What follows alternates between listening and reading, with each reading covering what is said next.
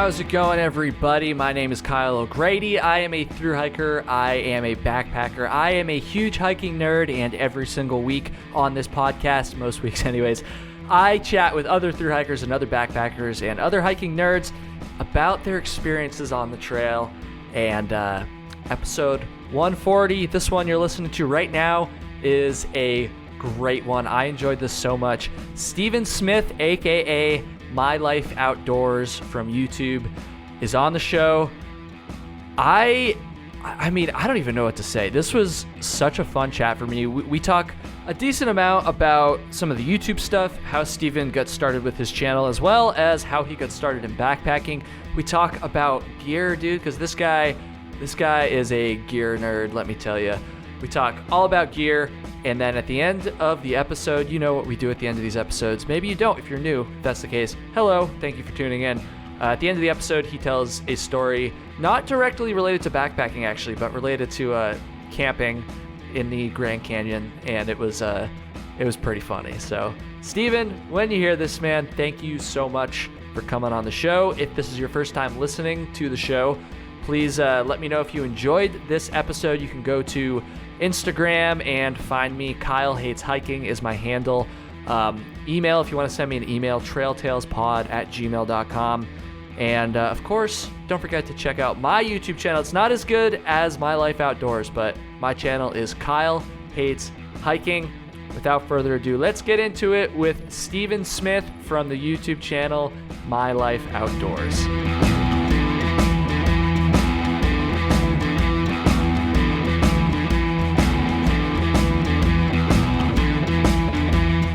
All right, everybody, here we go. I am so grateful that Steven Smith, otherwise known as My Life Outdoors, is on the show. Dude, how's it going? It's going pretty good. Thank you for having me on. Of course. It's kind of funny. We've chatted, mostly via DM a decent amount over the past, 6 months or whatever at this point, but this is the first time that we've actually gotten a chance to properly talk. So I'm excited, and I think it's going to be fun.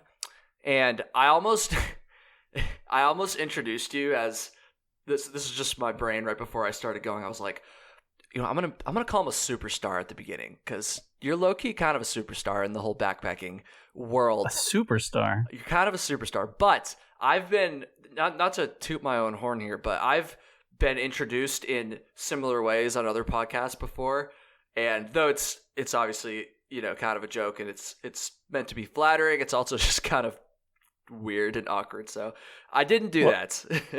Okay, well, let me tell you something. Okay, so this is the superstar status that you've had in my mind, because I watched your channel when I was nobody, when I had a nothing channel, and I remember thinking that if Kyle Hates Hiking ever starts making fun of me, then that means I've made it. Dude, to my knowledge, you still haven't made fun of me yet, and so in my mind, I still haven't made it. All right. Well, I'll definitely be looking for a reason now. So yeah, just don't end up getting lost and going missing, because then I won't be making fun of you, but I might be making a video about you.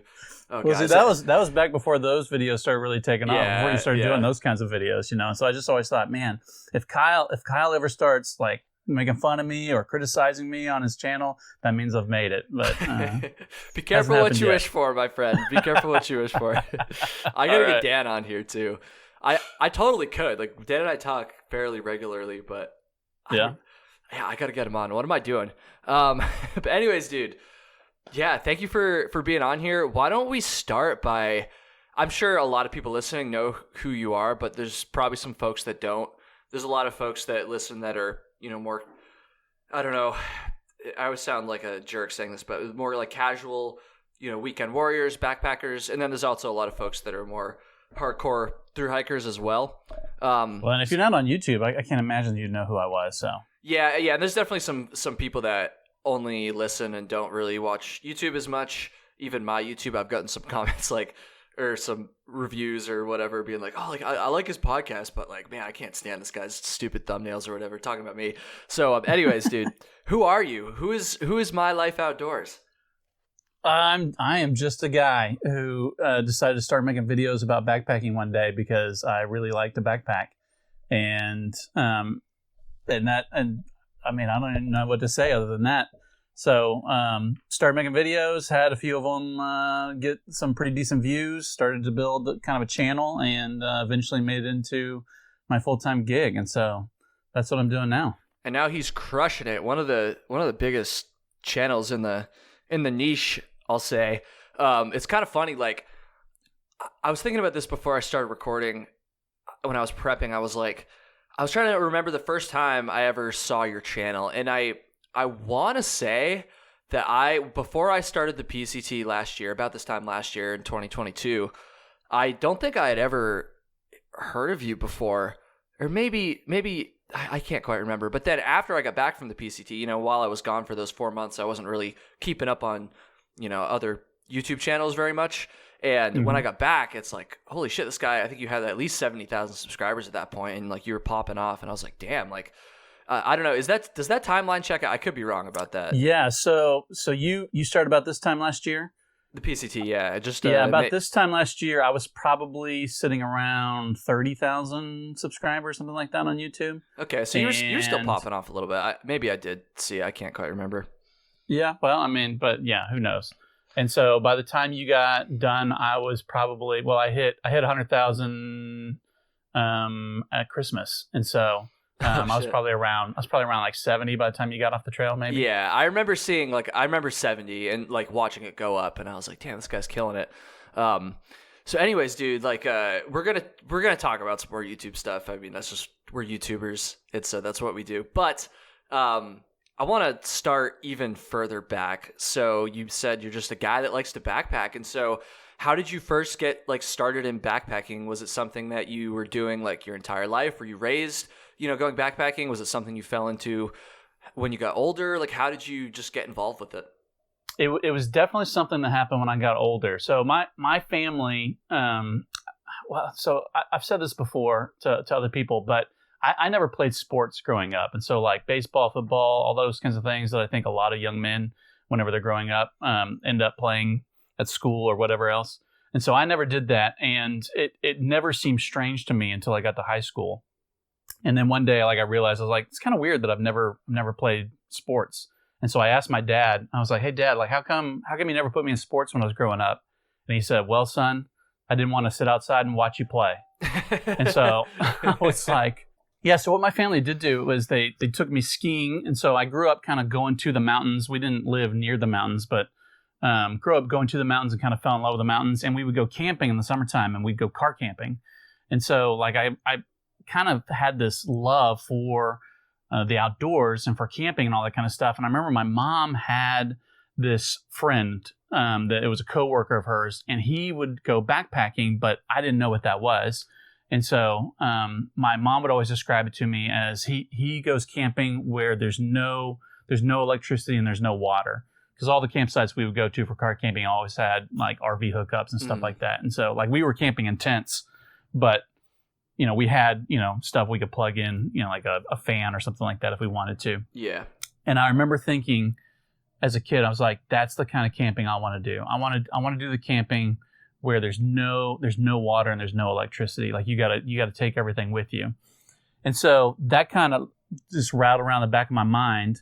I started kayaking as, I would say as a young adult, because one of the things we would do is we lived in Texas and we would go tubing.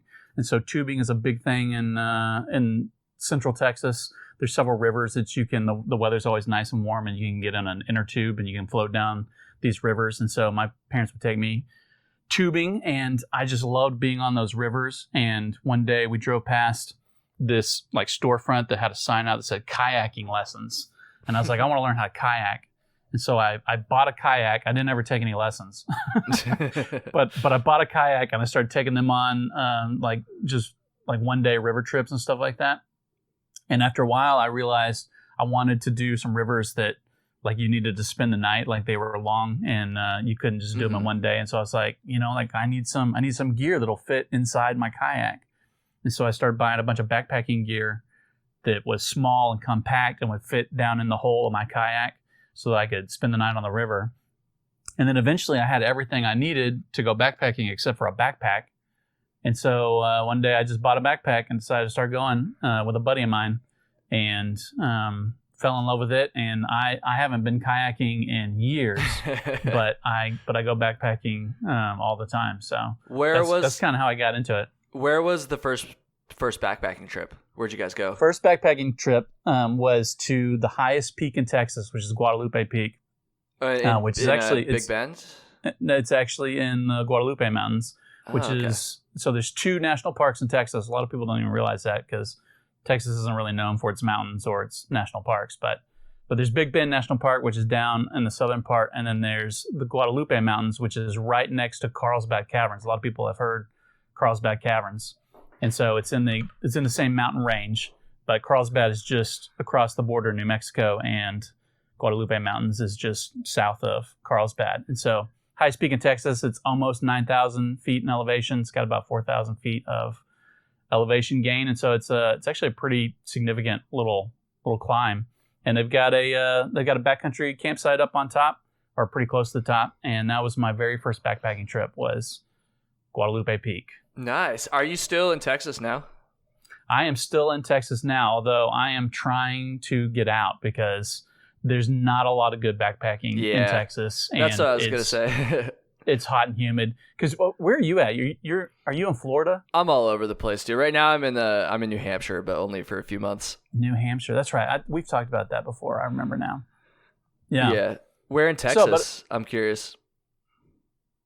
Say that again. Oh, sorry. I said where in Texas? I'm in East Texas, which has got some really good, it's behind what they call the pine curtain, and so we got a lot of piney woods. But there's not a lot of topography. There's not a lot of elevation, no mountains or anything like that. And so the woods are nice, and there's some national forests not far from my house that have some trails and stuff like that you can backpack. But the kind of backpacking I really like to do, you gotta go out west, and so I find myself traveling quite a bit. Yeah, it makes sense. Isn't the Lone? I don't know much about it, but the Lone Star Trail, isn't that over there near? I know it's somewhere near Houston. That is down by Houston, and it is a long trail. It's over 100 miles, but I can't remember how long it is. Yeah, I'm not exactly sure either. 170 miles, maybe. Something like that. What I want to say. I mean, it's just a green tunnel through the woods. brown creeks that you go over and you got to filter water out of and stuff like that. Yeah, it's better than nothing, right? It's better than nothing. Yeah. I've never hiked it, but I know about it, and I know that people do. And I mean, the problem with Texas is it's just so, especially that area, it's just so stinking hot and humid.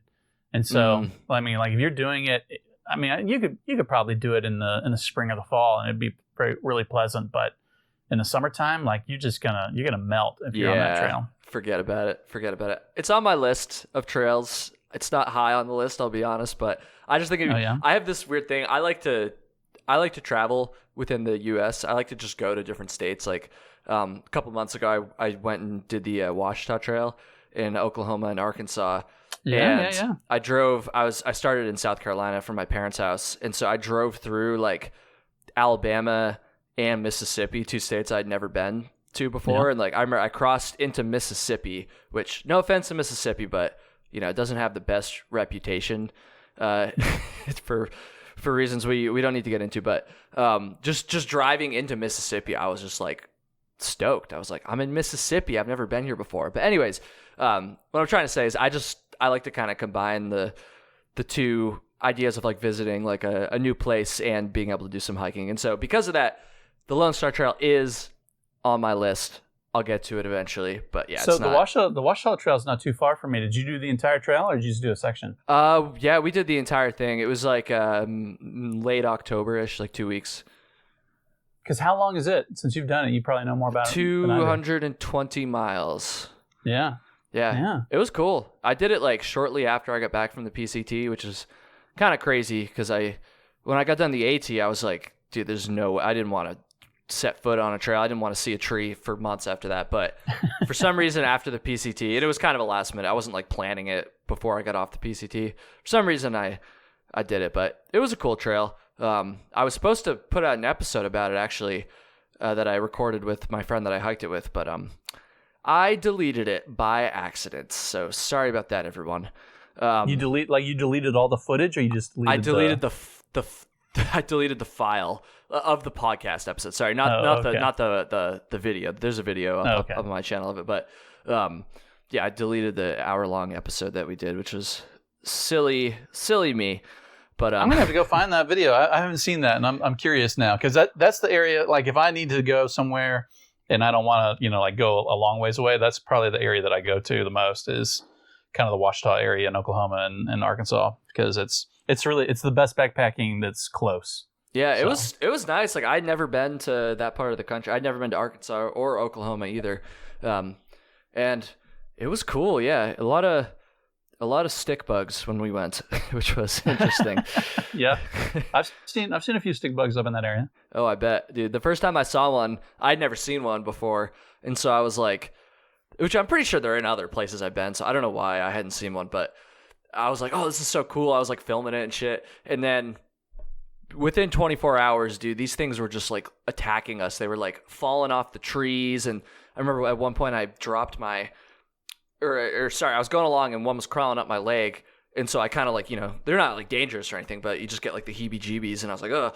So I like kind of dropped my trekking pole and like flung it off my leg. And then by the time I bent down to pick up my trekking pole again, there was like 4 more crawling up me and all over the trekking pole already.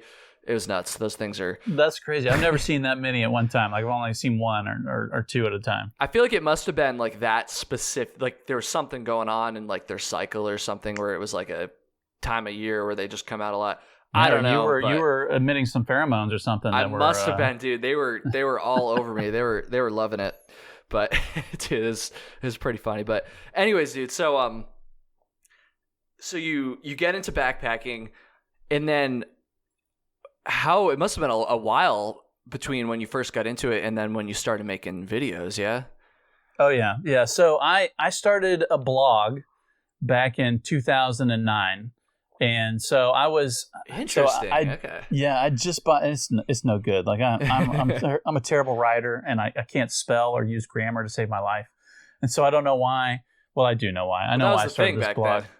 It was, yeah. I mean, so like before YouTube really became a thing, like blogging was, the thing. And I remember I was on like an online forum. It was a Jeep forum, and I just bought a Jeep, and I was like, obsessed with it and all this kind of stuff. And so I'd gotten in this Jeep forum and was talking to all these people and in the forum, and some guy got in there and he started talking about his blog, and he had this blog that it was called My Jeep Life was the name of the blog. Oh, here we go. Exactly. And this is going to give you some insight into the kind of person I am, because he started talking about all the free stuff that he got because of his blog. And so, like, he was always getting all this free stuff and all this kind of stuff, and he had all this success with the blog and whatnot. And I was like, dude, that sounds cool. Like, I kind of want to do that. And I was like, but I don't want Jeep stuff. I'm like, what kind of stuff do I want? And so I thought, I want some outdoor stuff. And so I started My Life Outdoors, which sounds a whole lot like My Jeep Life. Yeah. I started My Life Outdoors because I wanted some free outdoor stuff.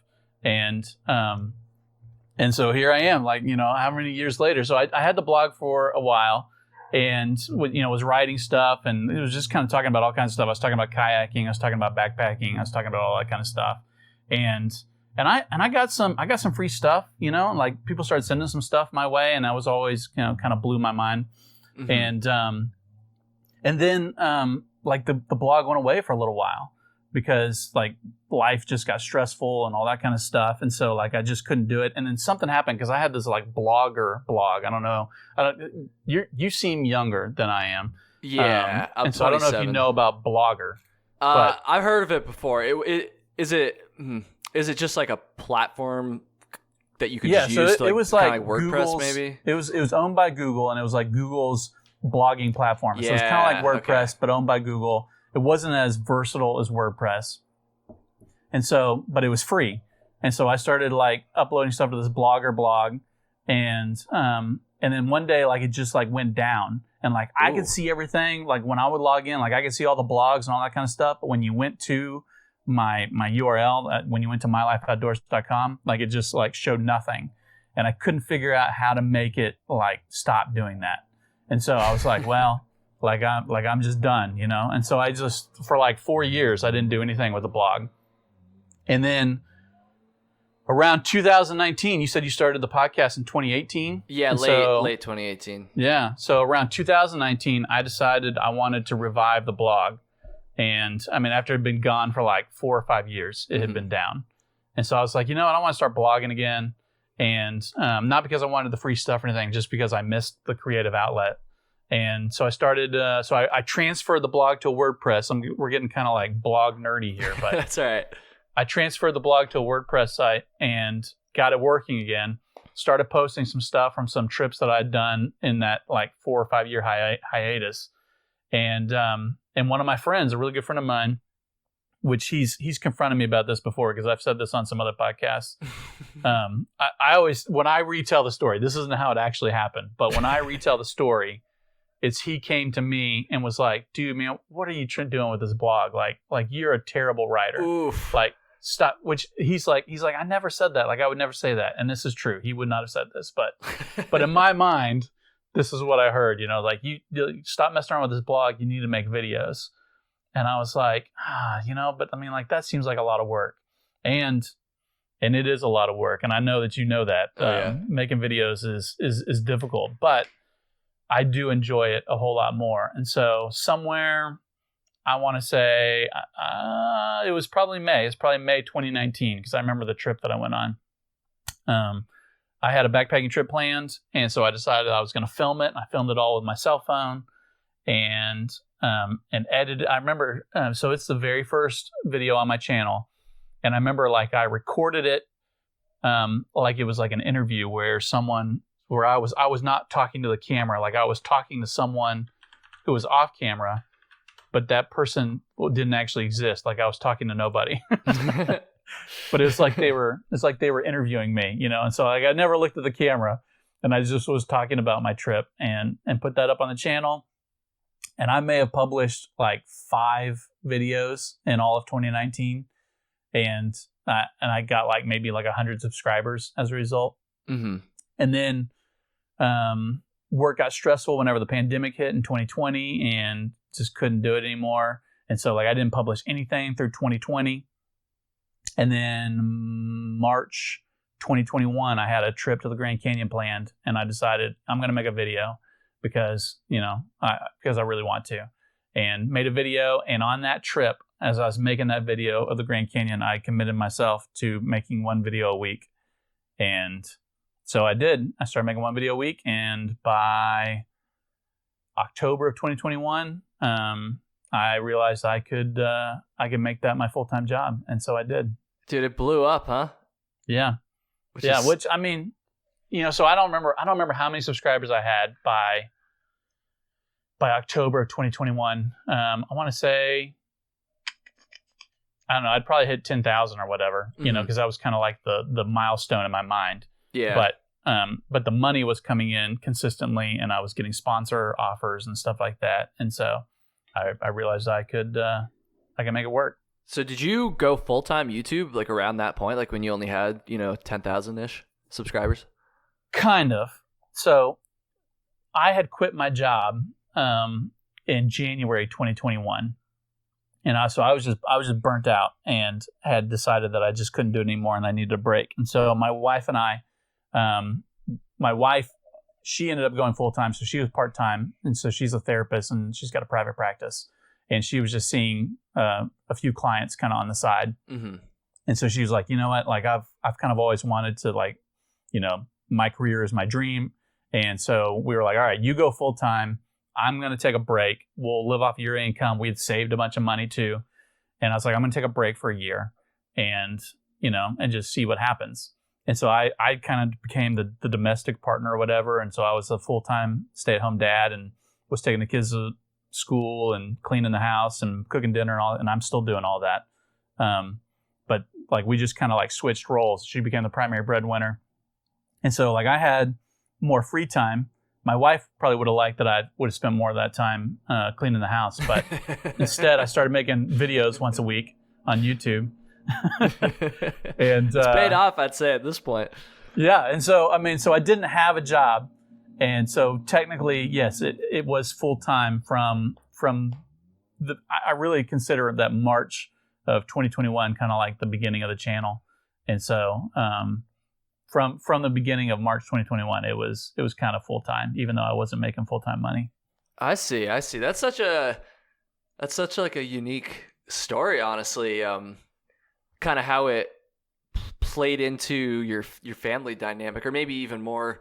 I don't know. That's interesting. Yeah, because I feel like most people, like, or at least for myself, and I feel like a lot of people, when they make the transition to like full time, it's like, okay, I'm quitting my job to do this full time, but there was like more to it for you, like I said, the family dynamic there. So that's interesting, and honestly, it sounds a little bit safer too than just like quitting and being like, I'm gonna try to be a YouTuber, I guess. Like that's interesting. That's cool. Right. Well, and I remember like I think it really frustrated my wife the entire time that I was doing it, from March until October. I think it was really frustrating her because I don't know that she saw the potential that I saw. Mm-hmm. Which is reasonable, Right, it is. Yeah. And so she's like, I went to school, or not, I went to school. I went to work full time so that you could take a break, and here you are doing this job that isn't a job, like we're not even getting paid for, and and all that kind of stuff. But then when the money did actually start coming in, she was like, okay, all right, like I see the benefit now, and and now she really sees the benefit, and so we're doing good now. Yeah, well, that's so interesting. But yeah, that's a very unique story on how you got into it like full time, and it, kind of funny too. Like, I don't want to say I got started. I kind of got started blogging too. I didn't have my own blog, but I wrote for what was Appalachian Trials at the time, and then later became the Trek. I wrote for them for like at least a year, maybe even more. I didn't really get paid very much. It wasn't like it was mostly for fun, but that's kind of how I got started with like the backpacking content as well. And then, I mean, I thought I was pretty good at it, but it was just like, it's not as much fun as, even though it's probably maybe less work than making videos, it's not as much fun. So yeah, videos. Okay. So your listeners probably already know this, but I don't. And so I'm going to ask, how did you decide on the name Kyle Hates Hiking? Oh, dude. So also somewhat similar to your story, because I kind of ripped it off of somebody. There was a kid that went to my college who, I don't even know him. I don't even remember his name. I don't think I ever even met him, but we just had like some mutual friends. And so I would see like his Instagram handle sometimes, and it was like, whatever his name was, Hates the Outdoors. And then so I went and changed my Instagram handle to Kyle, or sorry, I totally messed that up. No, that was right. Yeah, it was Hunter or whatever Hates the Outdoors. And then so I went and changed my Instagram handle to Kyle Hates Hiking, inspired by that. Like, purely got the idea from this kid. And then it was my Instagram handle for a while. And then when I went to start the YouTube channel, it just seemed like a natural fit. And here I am. I don't know if it's a great name. Like I really like that name. Like, I appreciate it's that. unique. Thank you. I feel like it fits your personality. Yeah, that's kind of what I was going for when I chose it. I was like, that just seems. Although nowadays with the direction my channel's going, maybe. I mean, I still think it's fine, but yeah, I don't know. I appreciate that. Thank you. I kind of ripped it off. That's what you got to do. So both my wife and my oldest daughter, whenever I told them I was doing this with you today, they said, "Well, does he really hate hiking?" And I was like, I don't think so, but I will say the one downside of having this name is it's hard for me to go on a podcast, not my podcast, like someone else's podcast, without having to answer that question. Like, why do you hate hiking?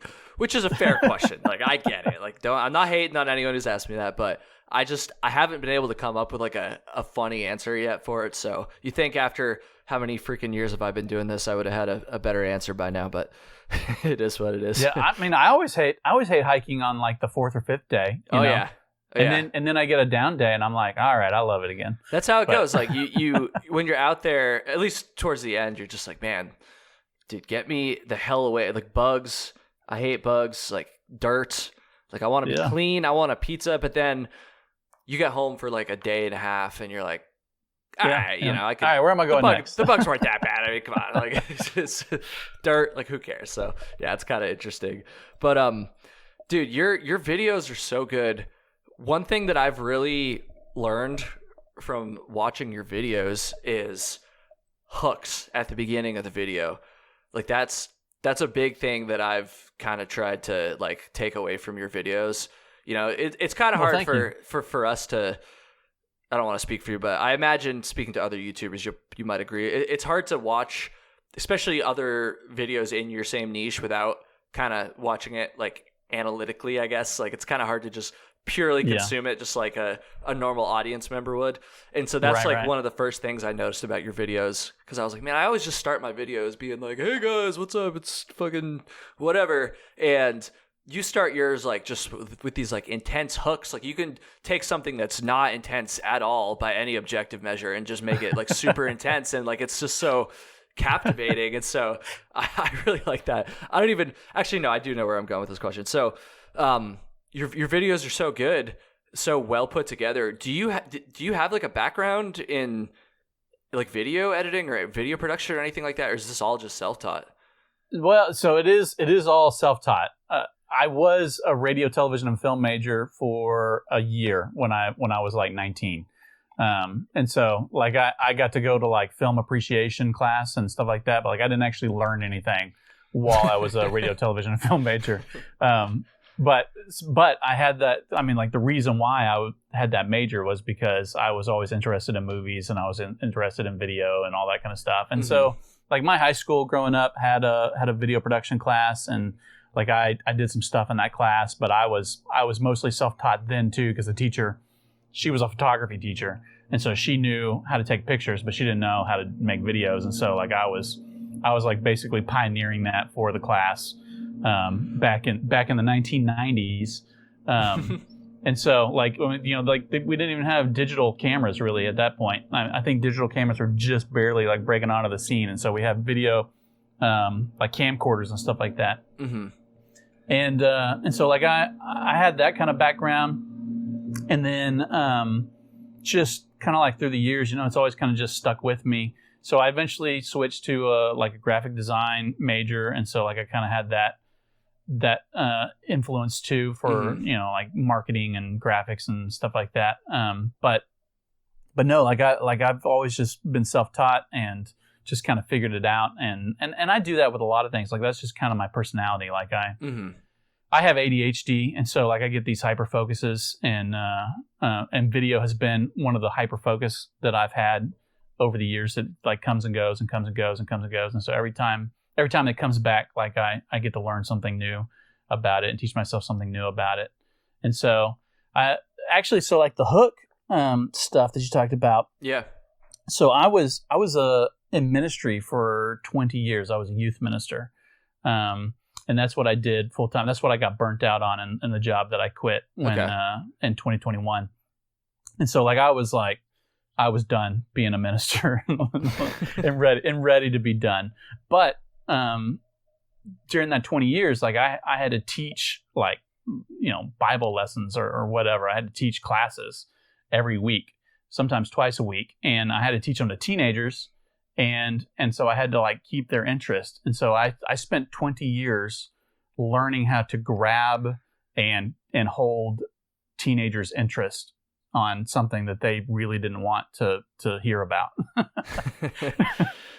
And so I could see how that would translate like so well though, because you know, I think, you know, I'm sure your average viewer probably isn't a teenager, but I mean, I feel like YouTube kind of reduces. Yeah, I was gonna say I feel like YouTube kind of reduces us all down to that same attention span, anyways. When there's, you know, 10 different flashy thumbnails in front of your face, and you can keep scrolling and get more and all this stuff. So like, it is important to grab people's attention early on like that. So that's so interesting, dude. Like, yeah, that's such a I you know, as someone who does this too, like I can see exactly how that would translate to YouTube. Yeah, so I spent 20 years basically producing content that only about, I don't know, maybe 30 or 40 teenagers ever heard, you know. But, you know, trying to grab their attention, trying to hold their attention, you know, trying to make points and all that kind of stuff. And so whenever I started making videos, I just leaned on that experience, and I feel like it served me well. So yeah, man, it makes a lot of sense. That's cool. I'm glad I finally got to kind of hear your content story there. I have a question. So one of the first questions I thought, and I need to give a little preface to this. So this is one of the first questions I thought when I was thinking of questions I wanted to ask you. So like I'm a YouTuber too, and so like we get gear sent to us. We get free gear, and I'm no exception to that. I get more free gear than someone who doesn't have a YouTube channel, but I think that some people might be surprised to hear I don't get nearly as much as a lot of other people, partially because I just don't take a lot of it, but also, my channel isn't entirely, or not even entirely, but just like centrally focused on gear. And when I do talk about gear, it's usually a lot more general than like, here's some specific gear you should check out. But you get a lot of gear, so I just got to ask, how much fucking gear do you have? Because every video, this is a generalization, but it seems like every video there's like new gear.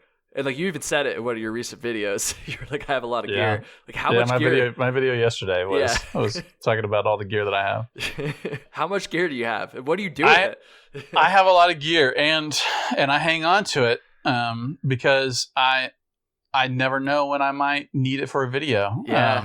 And so like I whenever I want to talk about something, if I want to say, this really reminds me of this piece of gear, I want to be able to go and grab that piece of gear and show it in the video. And so like sometimes I've thought, I could probably just get, regular like stock footage or whatever of it, just like product shots or whatever, and just hang on to those, and I could probably get rid of the gear. But I have this like sort of feeling of avarice, like, well, I can't let go of it because what if I need it? Yeah. And so I just hang on to it, and I've got the largest closet in our house is my gear closet, and it is stacked to the ceiling, like no lie.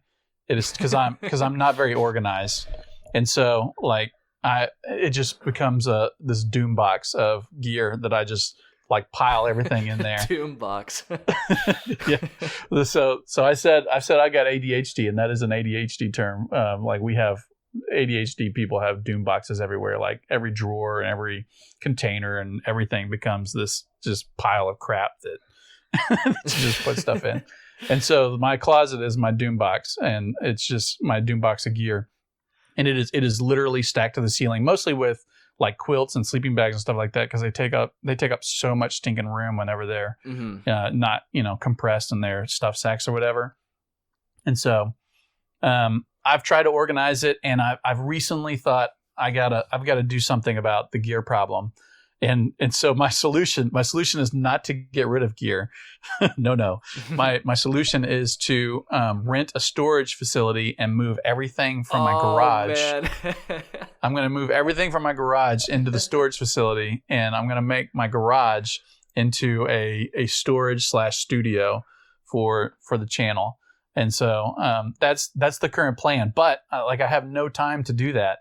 And so I'm like pretty much all my time goes into my family and making videos. Mm-hmm. And so like it's the idea that's been like rattling around for a few months now. And I'm like, yeah, someday I'm going to do that. And it just hasn't happened. So, dude, that's hilarious.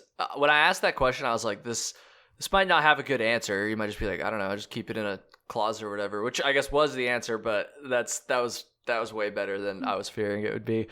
Yeah, that's so funny. I'm kind of the same way, except I don't have as much gear, I'm sure, but I just keep shit in like a bin or a couple.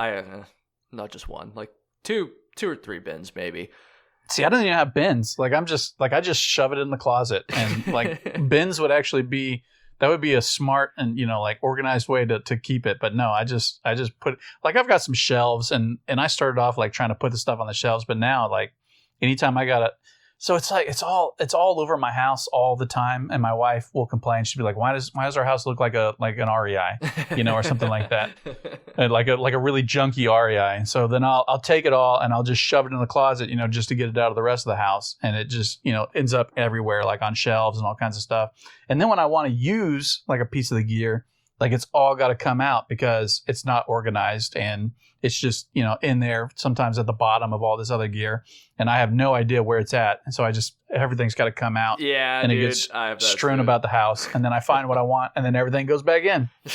That's so good. You got to post a picture of that closet. Have you done that yet? So there's a picture on my Instagram but the closet's even worse now. Like, and it's embarrassing. I got to find it. That's so funny. I mean, but yeah, so it's embarrassing, and I'm hoping to, like I kind of don't want to do the cliche thing, but I'm probably going to end up doing the cliche thing where the gear becomes the backdrop of my studio channel or whatever. You know what I mean? Yeah. And so I'll probably end up doing that because I'm hoping that will force me, knowing that it's going to be in all those shots and people are going to see it. I'm hoping that's going to make me keep it clean and organized. Yeah, it makes sense. I found the picture. It looks a little chaotic, but at least there is some shit on the shelves and hung up, like you said. Right. Yeah. Yeah. So it could be worse. I see some skis. It is worse too. Right now. There are some skis. Those have had to leave the closet now. Because I've done a bunch of different stuff, so I've got some rock climbing gear and some skiing stuff. And so now all that's all been moved to bins, ironically, because I don't use it. And so it's just got put in bins and it's in a different closet now. And that closet is just for backpacking gear now. I gotcha. There's probably not that many households in Texas that have a pair of skis in the closet. So that's funny. That is probably true. Would you consider yourself an ultralight hiker? Which to be fair, I know there's not like a set agreed upon definition of exactly what that is, but just based on your own feeling, would you consider Well, I mean, like for me, ultralight? that's 10 pounds or less is ultralight. Yeah. Base weight of 10 pounds or less. And so I fall into the lightweight category of around 15 pound base weight more often than not. Because, like I was talking on a recent video, I like to take a chair and I like to have a nice, comfortable sleep system. And I talk about 25-inch wide pads all the time because, I've just decided I'm never going to sleep on a 20-inch pad ever again. And so, I've got some of those items that end up being a little bit heavier to be more comfortable. But then, the other areas, like the tent and the backpack and those kinds of things, I like those to be as light as possible to make room for the weight of the chair and the sleep system and that kind of stuff. And so my base weight usually falls around 15 pounds. Including camera stuff or not including camera stuff? No, I don't count the camera stuff. I don't either. Because barely anybody else is carrying that kind of stuff. Exactly. So I'm probably around 19, 20 pounds of camera stuff. Although, most of that's batteries because I carry my camera in my hand. And so it's technically really? worn weight. Yeah. Technically your whole backpack could be worn weight, right? Like you're carrying your backpack. So no, that's an overused joke. Anyway, sorry. But I've got a pretty big camera with a big lens and a tripod, and the whole system weighs about 6 pounds. Damn. And I carry it in my hand every day that I'm hiking. It's just in my hand, and I'm just carrying it. And I actually went on a hike with a friend of mine recently. It was a hike that was a little bit sketchy, and so I wanted someone with me, and so I actually. I helped him be able to go with me because I just needed someone to go. And so he was feeling you helped me, come out here. It's I need help. And so he was carrying my camera for me some and stuff like that. He's like, no, I'll get it. Here, I'll carry it for a little while. And I just it didn't even dawn on me. I'm like, well, I'm just used to carrying it, So I'm it doesn't even bother me anymore. And so. Interesting. You carry it in your hands. You don't use the shoulder clip? I've got one of those shoulder clips, and I used it a few times, but most of the time, most of the straps that I have, most of the backpack straps, it doesn't really fit on. So I've got the Peak Designs version, and it does not fit around a lot of different backpacking straps. And so what I will do sometimes, especially on hikes that I need both my hands, I will stick the tripod, the folded up tripod with the camera still on it. I'll stick it over my sternum strap, and so I'll cock the neck a little bit so that the camera makes kind of a 90-degree angle. Yeah, I see what you're saying. And then I just hook that onto my sternum strap. Interesting. And it'll just hang there on my sternum strap, and then I got both hands free. But that is not very much of the time. So most of the time I've got it in my hand. That's pretty unique too. Jeez. I feel like, I mean, it is kind of hard to find backpacks that fit that clip. I feel like a lot of time you got to get like a custom like little webbing strap that kind of sits on top of the normal shoulder strap to put the clip on. Cause some of those straps are too wide, but I don't know. That's funny. Another question about gear. You might have to, maybe not, but maybe you'll need a second to think about this, but what do you think is, I don't want to say the most, but one of the more like underrated gear companies out there that maybe doesn't get enough love as they should? Oh goodness. So I like small companies, and so I mean, like when you're talking about cottage companies, like you've got like the big cottage companies like Hyperlight Mountain Gear and Enlightened Equipment and even Z-Packs, like they're cottage, but they're big cottage. Yeah. Like they could probably go mainstream without a whole lot of effort. You know what I mean? Mm-hmm. And then you got like the smaller companies. The one that comes to my mind right now is just most recently, because I did a video, the best brands you haven't heard of is a video I did maybe 2-3 videos ago. And so and people have made fun of me for saying this way. El Coyote is the way I say it. I guess El Coyote, I guess, is the way you're supposed to say it. I don't know. And so it's a quilt company out of Arizona, and I got to use their quilts recently, and I really like their quilts. I also really like Catabatic Gear, and so I think they're probably starting to get to be a little more well known. But they've got really nice quilts. And then let me think. And of course, I'm good friends with Devin from Backcountry Exposure. I don't know if you ever talked to Devin. Yeah, he was on the show a while ago, like well over a year ago. But yeah, I'm familiar with Devin. So Devin and I are good friends, and even though we've only met in person like twice, and so but he and we talk almost every day, and so like Waymark Gear, like I've got a real fond spot in my heart for Waymark Gear because he works for, I don't know what his title is for Waymark. He's like general manager or something like that. Okay. For Waymark, and so like I really like Waymark stuff, and I think they're probably an underrated brand. I think because they're making, like I've been in their I don't know what you call it, their store. Yeah. And so I mean it's like my house is bigger than where they're making those packs, and wow. Okay. and I don't have a huge house, so but I mean it's like maybe 1,000 square feet, little storefront, not even storefront, like industrial area, was where they're making those packs. And so they got, a handful of employees doing that kind of stuff. And so those are the ones that come to my mind whenever underrated. Yeah. I've never heard of this. What was the first one you said? El Coyote or El Coyote is the way I said it in the video, but people made fun of me. So classic. I've never, all the other ones I'm familiar with, although I don't think I've used any gear from any of the ones you mentioned, but I've never heard of this, of these guys and their quilts, but I'm on the website right now. It looks pretty cool. Yeah. And so, I mean, some of the things I really liked about them is their quilts have a little bit, like a lot of quilts are kind of clammy feeling.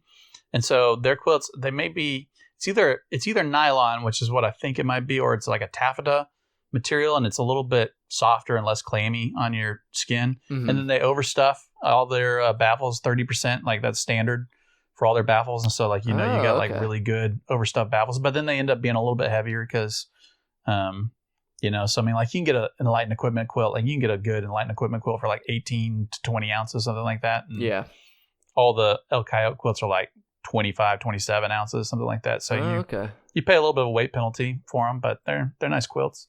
I'm sure they keep you nice and warm too. Yeah. Interesting. Let's see here. One more YouTube question. What do you think is the worst video that you've made? Oh goodness! Like every not week, even performance. Like no, come on. Not even performance wise, because I'm sure you've had videos that you were very proud of that didn't do very well. Just like views and everything aside, like what do you think is your worst? Or one of your worst videos, one that comes to mind anyways.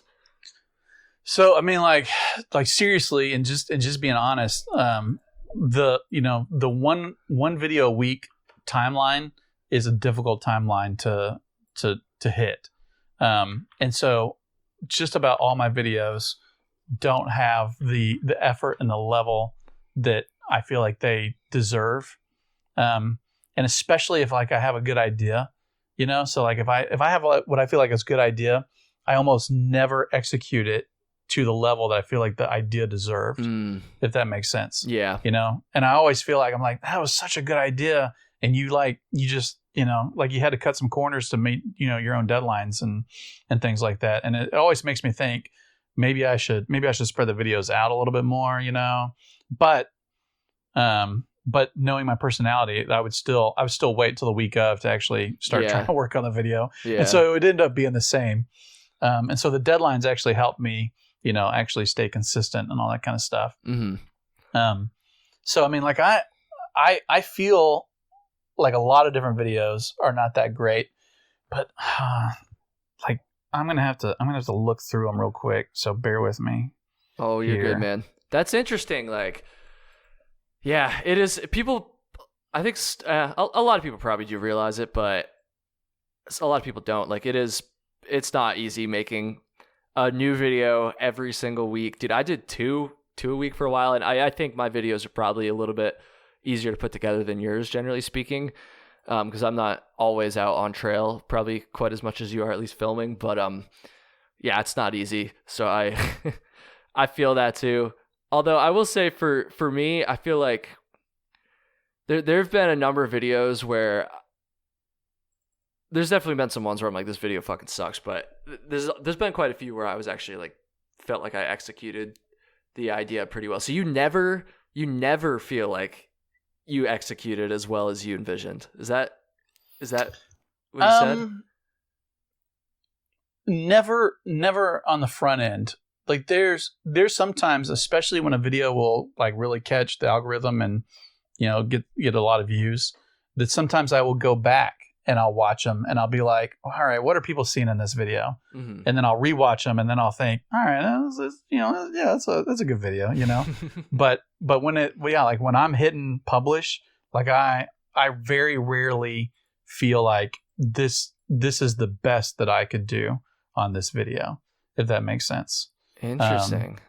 And so, but to like answer your question, as I'm looking through the videos, and it is one that got low views.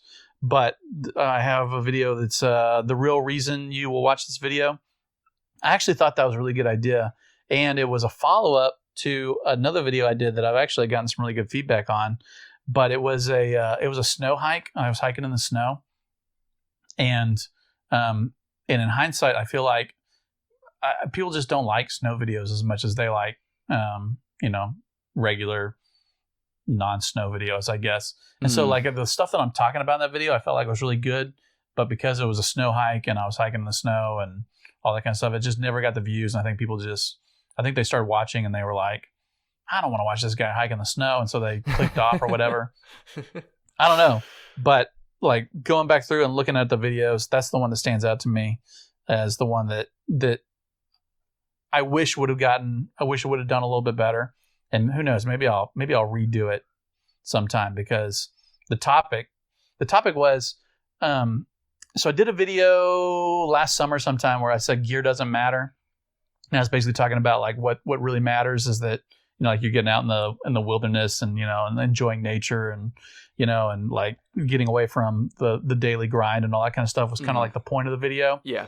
And I got all these comments that were like, yeah, but like gear, you know, and I was kind of complaining, I guess, lamenting that, you know, trip videos don't get good views and gear videos get like tons of views.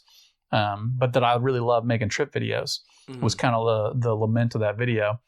And everybody was like, yeah, but the difference is that if unless I'm going to the place that you're hiking, like I don't care that you got to go someplace awesome. Yeah.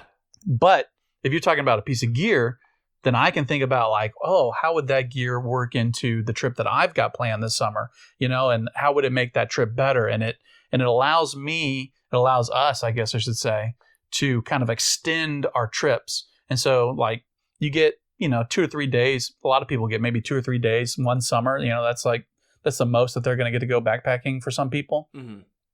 But if like the whole time they're thinking about that trip, like they're researching gear, they're watching videos, they're thinking, like what is the gear that's going to make those 2 or 3 days the best 2 or 3 days that they possibly can, then that essentially extends that experience of that 2 to 3 day trip into a months long, dream and process and all that kind of stuff. Yeah. And so the point of the video was, and this is what people were pointing out in the comments. And I was like, you're right. That's exactly right. And so I made the video to be like, yes, gear does matter because it makes the trip, months long instead of just 2 or 3 days. And nobody watched it. And so well, I say nobody watched it. It got 15,000 views, which I know. So, I mean, like, views are relative, and I know that you know this. And so I know that for some people are going, I would love to get 15,000 views on a video, and that it makes me sound ungrateful that I'm saying nobody watched it because it got 15,000 views. But it's never, YouTube is never enough. Yeah. And so it doesn't matter how many views you get. They will always feel like, well, I wish I would have gotten more. Yeah, exactly, dude. I had a conversation. I've had this conversation a few times actually with my girlfriend about this, where I'll be like, kind of, complaining about, oh, like this video didn't do well or whatever, and then she'll be like, but like a year ago, if you had that many views, you would have been stoked. And I was like, you're right. So it's all perspective. And then also, I've come to the same realization that you kind of talked about there about what people want to see and why people are, more attracted to the gear videos. And I've had the same struggle, dude, where like I love making trip videos and they just don't do as well. And then I was thinking about it in terms of what I watch, and I realized one day, I was like, I never watch trip videos unless I'm planning on going to that spot. And right. So it makes total sense. And then, yeah, I'm kind of just saying the same thing you said a second ago, but like people are connected to the outdoors and to backpacking, people specifically that can't get out that much, through their gear.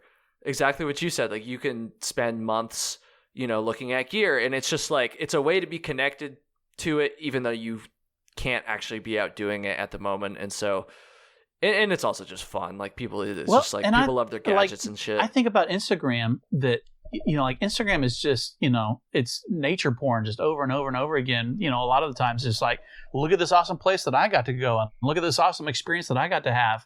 And there's like a bajillion, not channels, but whatever, accounts that are putting like photos and videos and stuff of that on there. And a lot of them don't get very good views or traction because I think people are tired of being jealous. You know what I mean? Like they're like, awesome, you got to go to someplace awesome, but I'm never going to get to go there. And so I got to talk to a guy who is he's a professional guide, and he does guiding trips to Antarctica.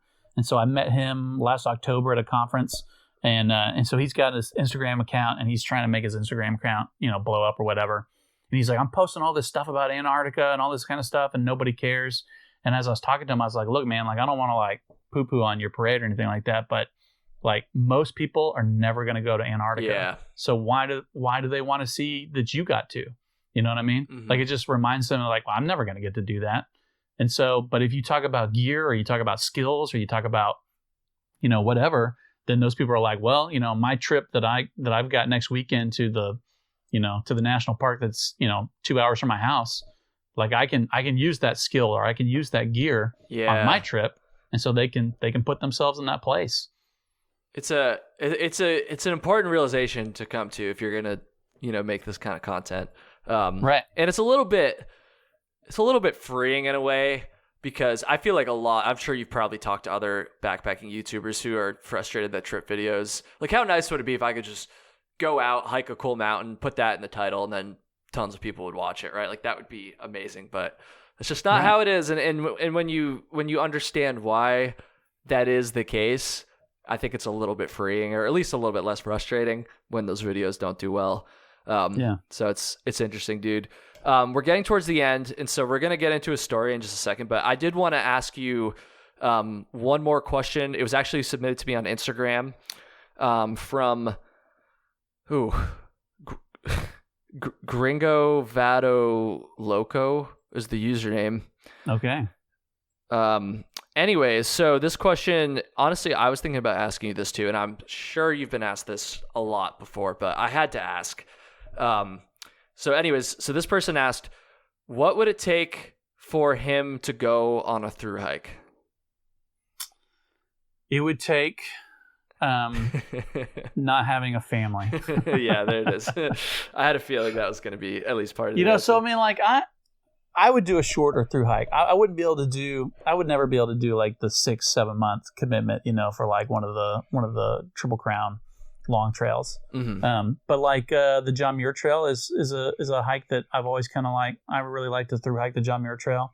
My wife and I talk about the Wonderland Trail all the time. Yeah. In fact, we were in Seattle just last weekend, and so we got to see Rainier, the whole time that we were in Seattle. And the Wonderland Trail is just an amazing, 80-mile long loop that I'd love to thru hike the Wonderland Trail. And then the Colorado Trail is one that interests me, that I would love to do. And so, but then I did a thru hike not that long ago. So I did the entirety of the South Coast Trail in Olympic, which was a whopping 17 miles. There you go.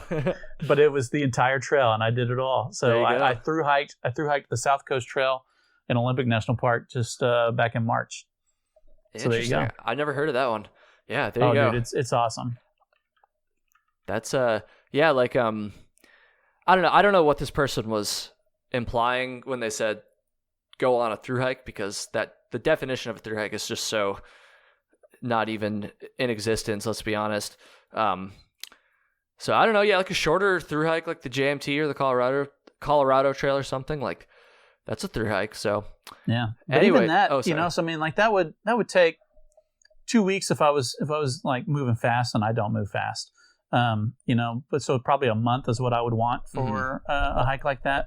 And that's still a lot of time away from family. Yeah. When you got a family, it makes it tough. Yeah. When I was a little bit younger, I probably even at the beginning of my channel, I probably still said this a few times. I was one of those, and you've heard other people say this before too. You'll hear people be like, "Oh, like anyone can thru hike. Like you just gotta like make it happen. Like anyone can do it." Which, like, I get the spirit of that, but I've since come to realize that that's a little bit naive, because I think there are certainly a lot of people who say they can't do it who probably could, but like when you have kids and you have a family, then I think that's a pretty legit reason to say like, no, I actually like can't do this. So I will say that so I've got 4 kids, and the 2 older kids, my oldest is 21, and the second oldest is 13. And so the plan for a long time before we had the 2 younger kids was that when my oldest graduated from high school, and that was going to be the year that my the River is their name, they were going to go into junior high, and we were going to thru hike the Appalachian Trail. And so I had my oldest daughter take a gap year, and just basically pull my other kid out of school for a year. And we were going to thru hike the Appalachian Trail, but then we ended up having 2 more kids, and and it was like, all right, now we got like really young kids, and so my youngest now is 3 years old, and so I know that some people have done stuff like that, but I cannot imagine taking that young of children on a thru hike like that. You do see it every now and then, but yeah, that would be, I mean, I don't have kids or anything, but I can imagine that would be that'd be tough. All right, dude. Story time. So at the end of all these episodes, I have my guests share their go-to story, and I talked to Steven about this a little bit for everybody listening. He's actually going to share a story that's not backpacking, but rather just like camping, which is a little bit unique for the show. But I don't know. I thought it'd be fun to switch it up. We've talked about backpacking quite a bit here. So, well, I mean, this is a great story too, and I love telling this story. Let's hear it, man. Okay, so I don't remember how long ago this was. It was before I had the 2 younger kids, so it's been a while. And we did a trip to the Grand Canyon. Okay, And so we're going to the Grand Canyon, and had decided that. So I don't like people. I don't like, especially when I'm camping and all that kind of stuff. I don't want a lot of people around. I'm sure that you can relate. And so like I'd read that 90% of the people that visit the Grand Canyon go to the South Rim, and only 10% go to the North Rim. And so I was like, you know what, we're going to go to the North Rim. and we were driving because we didn't have the money to fly. And so it's like an extra 5 hours to drive out to the North Rim of the Grand Canyon, because you got to go around the canyon, right? And so like we drove around the canyon, made it to the North Rim, got there, like started doing like some day hikes and stuff on the North Rim, and there were still a lot of people there. And I was like, this is still way too many people. And so started talking to one of the rangers, and I found out about this point, this remote point that was out on this Jeep road. Like you could drive out there, but it was a pretty rugged drive. And because it was so rugged, like not very many people went out there. And it was like 20 miles to this point called Point Sublime. And so if anyone's been to the North Rim and know about Point Sublime, and so it's like this remote point that like sticks way out into the canyon, and you get like 360-degree views of the canyon. And the ranger was telling us about it, and I was like, that sounds awesome. And they were like, but somebody got stuck out there just this week because of like down trees on the trail or something like that. Like they couldn't drive back. So I was like, all right, sounds awesome. And so we go, and like I've got the kids. It's me, my two oldest kids, and one of my kids' friends is there. So like somebody that wasn't even our family, and I'm like, let's take them out here to this remote area.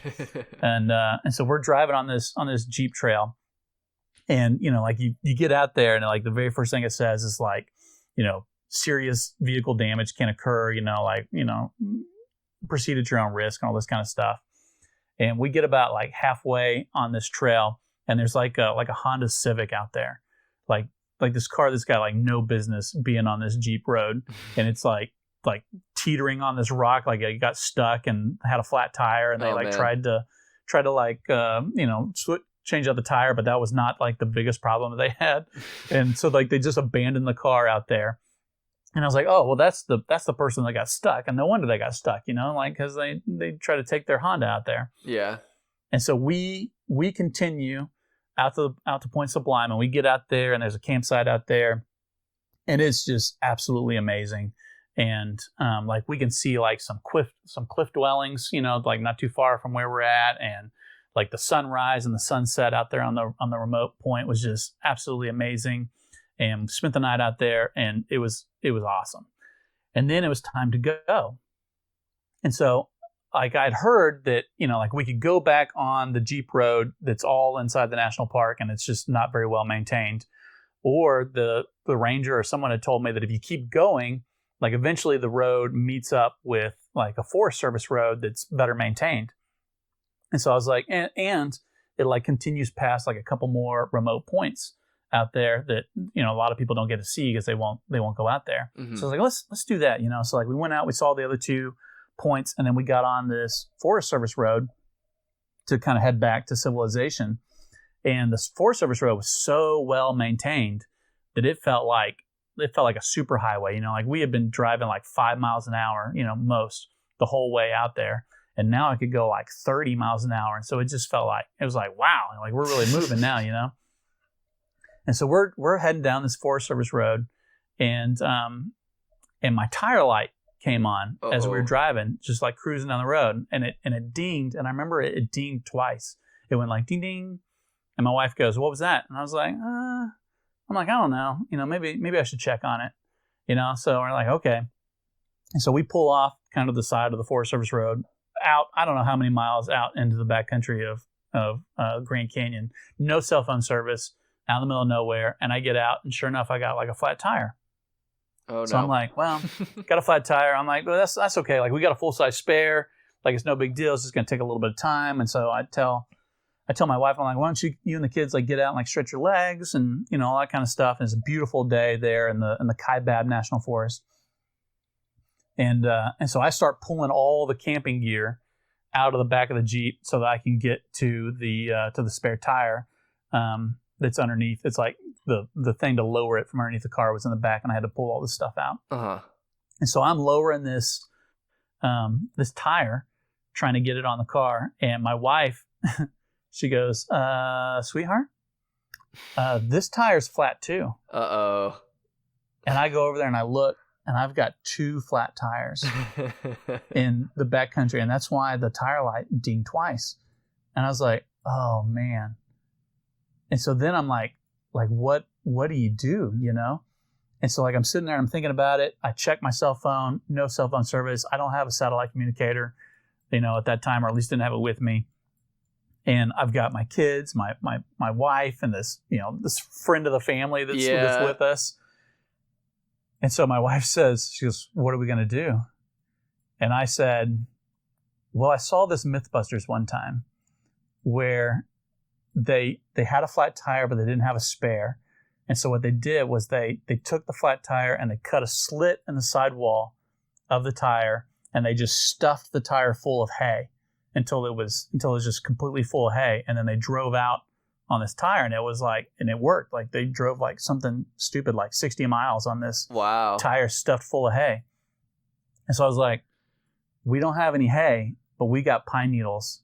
And so I was like, start pulling pine needles off these trees. Like we're gonna fill this tire full of pine needles. And so I cut a slit in the sidewall of this tire. So I got the one spare, and so I've got it on the driver's side of the car, but the passenger side is flat too.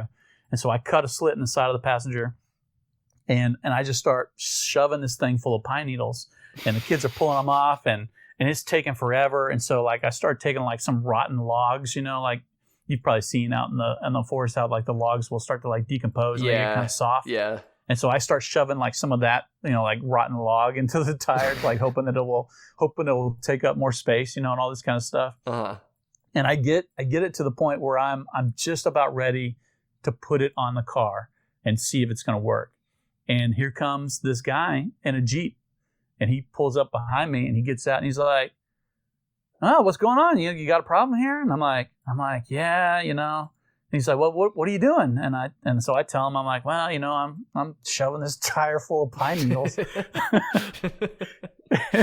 And he goes, "You know, I think that might work." He's like, "But I've got a tire patch kit in the car if you want to use that." And I'm like, like I don't really want to. Like I want to drive on this pine needle tire and see if it works. But I've got my family out there, you know, and I'm like, I should probably do, you know, like the right thing. And so I'm like, yeah, let me do it. And so he goes and gets this patch kit, like a plug kit for the tire. Uh-huh. And so I've got the other, so I've got the spare on one side, I've got the tire that I cut the slit in, but then I still got the other flat tire that hasn't gotten a cut. Like I didn't cut the sidewall. And so I find the hole in that tire and I plug it with his plug kit. And he's got like a battery powered pump or whatever, you know, that plugs into the cigarette lighter. Mm-hmm. And so I air up the tire and put it on the car, and I put the pine needle tire up underneath where the spare went. And we drove out to Knapp, Utah, and like drove into this like little bitty podunk tire shop and was like, "Hey, I need 2 new tires." And so they start putting these tires on the car, and they drop that spare, and they're like, "What happened to this? Like this spare is so stinking heavy." And I'm like, "Yeah, you know." And so like I try to explain, and then they pull the tire off of it, and it's just got all these pine needles inside the tire. And it looked like some sort of like weird Christmas wreath. Right. And so then they're like, "Well, do you want it?" And I'm like, "No, I don't want it. Like, you know, get rid of it." And so they throw it away. They get me all new tires and put it on the car, and we were good to go. Oh man, so you should have kept it. I know. Well, I mean, like, what was I going to do with it? Hang it up like a reef. So I took a picture of it, and I've got a picture. I think I've got a picture somewhere on my Instagram too. If you wanna go see. Yeah, I might have to go check that out. That's awesome. Yeah.